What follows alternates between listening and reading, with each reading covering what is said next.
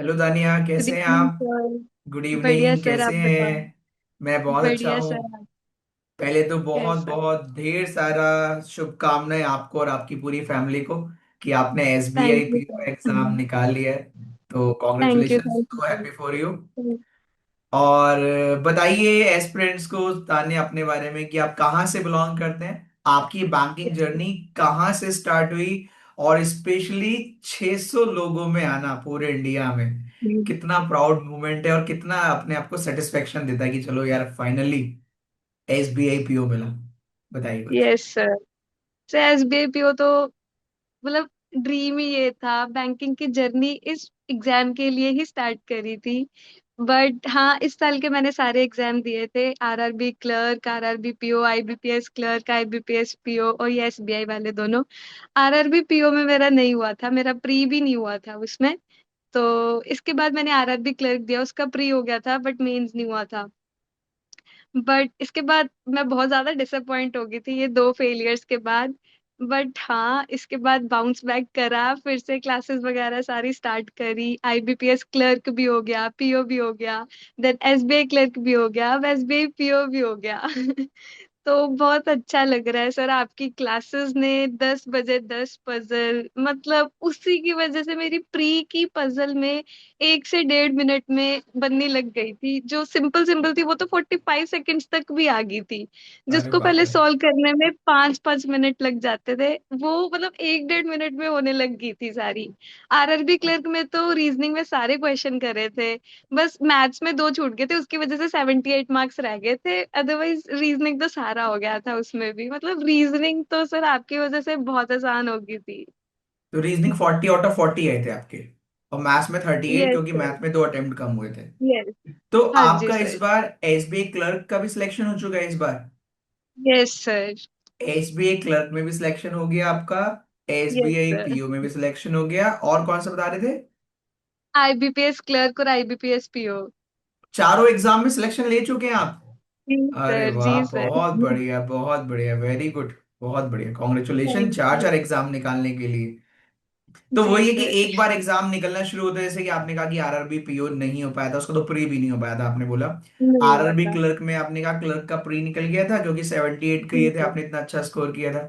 और फिर मेंस हाँ, नहीं निकला। फिर आपने नहीं हुआ वापस अपने आप को थोड़ा पहले कोसा, फिर वापस वापस बाउंस था। बैक किया। और बाउंस यस बैक ऐसा सर। किया जैसे अभी, जैसे आपने कहा ना कि सर वो पजल ना 1.5 मिनट में सॉल्व हो जाती है, या जी 2 मिनट सर। में हो जाती है, या 40 सेकंड में। तो कुछ लोग कह रहे होंगे अरे यार कहाँ होती है, हमारी तो नहीं होती है। तो ऐसे ही होता है, ये चीजें आप भी फील करोगे जब आप उतने होता है। डेडिकेशन से फॉलो करोगे। जैसे इत्तेफाक की बात है, आपसे इस पहले एक फीमेल से मेरी बात हो रही थी, उसने भी ये बोला था सर एसबीआई क्लर्क का पेपर रीजनिंग का मैंने 18 मिनट में खत्म कर लिया था, क्लर्क प्री वाला।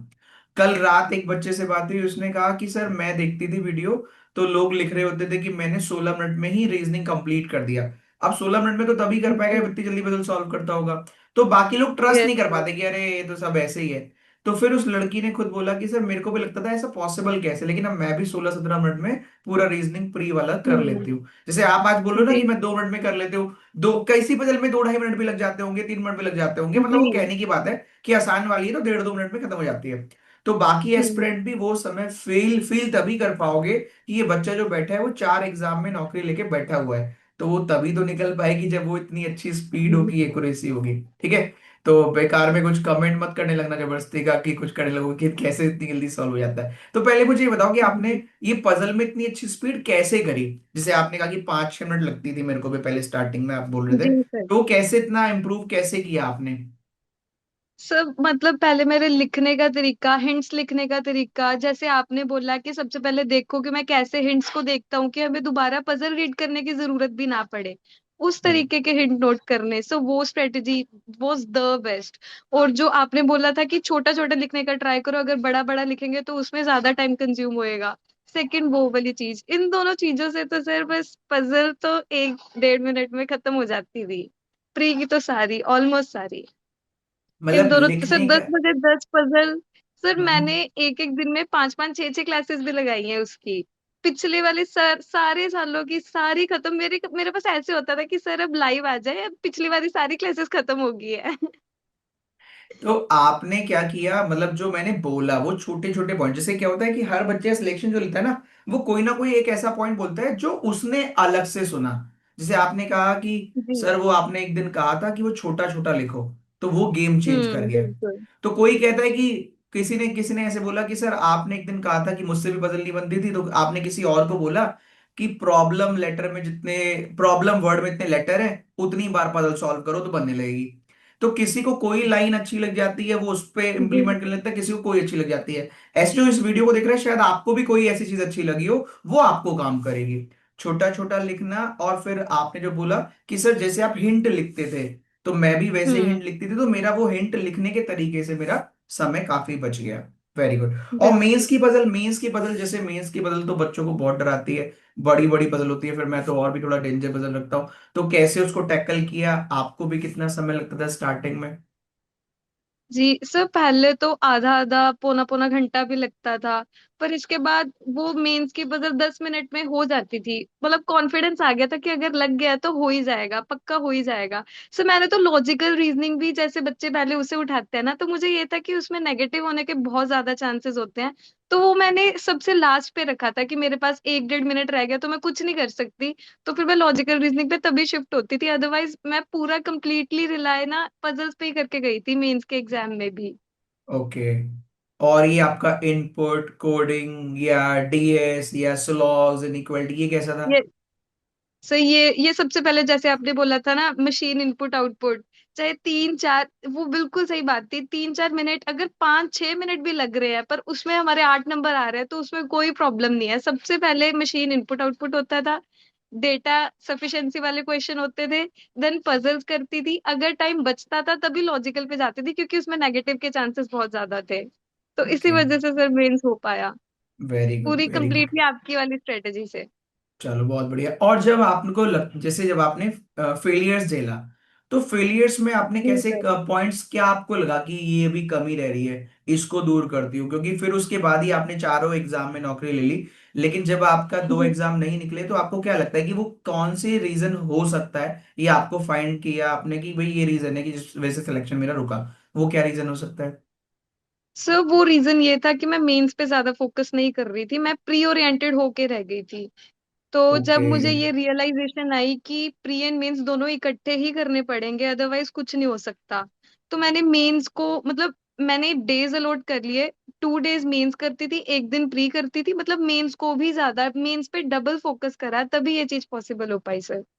ओके, आप जब मेंस पर पहुंच गए थे लेकिन नहीं निकला, तो आपने फिर मेंस का कंटेंट पढ़ना ज्यादा शुरू कर जी दिया, सर। क्योंकि अल्टीमेटली जी। नौकरी तो तभी लगेगी कि जब मेंस निकल जाएगा। बिल्कुल। और ऑब्वियस सी बात है कि जी। जब आप मेंस तक पहुंच गए हो, तो प्री वाला सारा काम तो आपको आ गया, बस वो तो बस पॉलिश करते रहना है बीच बीच जी। में, धीरे धीरे धीरे धीरे। बिल्कुल बिल्कुल। तो जो बच्चा देख रहा है, आप भी ऐसे स्ट्रेटजी फॉलो कर सकते हो। हर बच्चे का थोड़ा अपना अलग तरीका होता है, जैसे इनका और थोड़ा अलग था कि 2 दिन मैंने मेंस कर लिया, एक दिन मैंने प्री कर लिया। कुछ क्या करते हैं कि 40% प्री कर लेते हैं, 60% मेंस कर लेते हैं हर दिन। कुछ जी। करते हैं कि बराबर बराबर बैलेंस कर लेते हैं कि आधा टाइम प्री को दो, आधा मेंस को दो। तो वो आपका खुद का हो सकता है, अपनी स्ट्रेटेजी बनाइए जो आपको आपके अकॉर्डिंग बेस्ट लगती हो। आपको कौन सा सब्जेक्ट सबसे डिफिकल्ट लगता था? सर पहले तो रीजनिंग लगता था, पर इसके बाद नहीं रहा, वो नहीं रहा। अच्छा। इसके बाद तो आई गेस सभी ठीक थे। जीए जीए वाज द टफेस्ट, मतलब उसमें तो मेरे स्कोर भी कम ही रहा है, हमेशा से स्कोर कम ही रहा है। पर मुझे ये होता था कि जो मुझे 100% श्योर है, सिर्फ वही करना है। ऐसे नहीं कि सारे करके आने हैं कि नेगेटिव हो जाए। जो 100% श्योर होता था उसी करती थी, तभी उसमें अटेम्प्ट सबसे कम रहते थे। ओके, मतलब एक्यूरेट रहने पर ज्यादा फोकस रहता था आपका, यस सर, ये नहीं कि हमेशा। बस क्वेश्चन ज्यादा सॉल्व कर लो, उसमें नहीं। ओके, जी sir. Maths maths sir quants quants तो मतलब ठीक था। क्वांट्स मेरा फेवरेट सब्जेक्ट था, शुरू से फेवरेट रहा है स्कूल टाइम से, तो वो इजी लगता ओके। था। और रीजनिंग में इंग्लिश? पहले प्रॉब्लम थी। इंग्लिश इंग्लिश भी ठीक थी सर। इंग्लिश तो भी ठीक थी, पहले मुझे मैं रीजनिंग में प्रॉब्लम आ रही थी। ओके, तो वो आपने रेगुलर पढ़ पढ़ के उससे दूर जी कर ली। सर। तो सबसे बड़ा रीजन मैं यही बोल सकता हूँ आपके सिलेक्शन का कि क्वांट आपका स्टार्टिंग से अच्छा था, इंग्लिश भी यस आपकी सर। अच्छी थी, आपने यस। रीजनिंग अच्छी कर ली इन अ बिल्कुल। Time, in a span of time. और इंग्लिश वो क्या बोलते, जीए, जीए में आपने केवल एक्यूरेसी पर फोकस किया, क्योंकि जी सर। एसबीआई निकालने के लिए तो इंग्लिश का अच्छा होना बहुत जरूरी है, क्योंकि डिस्क्रिप्टिव भी जी करना सर।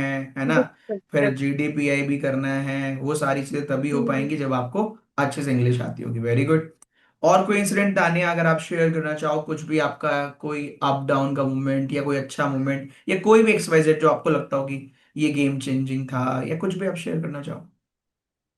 सर मुझे लगता है कि कोई भी एग्जाम निकालने में सिर्फ वो पर्सन का ही हाथ नहीं होता, टीचर्स का, पेरेंट्स का और माता रानी का, तीनों का, मतलब इन सभी का कॉम्बो ही होता है। सिर्फ मैं कहूँ कि मैंने एफर्ट्स मारे और मेरा हो गया तो ये चीज नहीं है। मैं वेट कर रही थी मेरा बस ड्रीम एग्जाम क्लियर हो जाए, तो मैंने आपको मैसेज करना था। सच्ची मैंने कब का सोचा हुआ था, was waiting for too long ये मैसेज टाइप करने के लिए आपको। और मम्मा पापा का सपोर्ट हमेशा, पापा इतनी बार अपना काम छोड़ के मेरे साथ जाते रहे हैं एग्जाम देने, इंटरव्यू देने। और मम्मा मम्मा इतने सपोर्टिव है कि उन्होंने मेरे से घर का काम जैसे लड़कियों से करवाते बिल्कुल कभी नहीं बोला। मैं खुद बोल दूं मम्मा को कि मम्मा मैं करवा दूं आज तो है, अदरवाइज कभी भी नहीं बोला।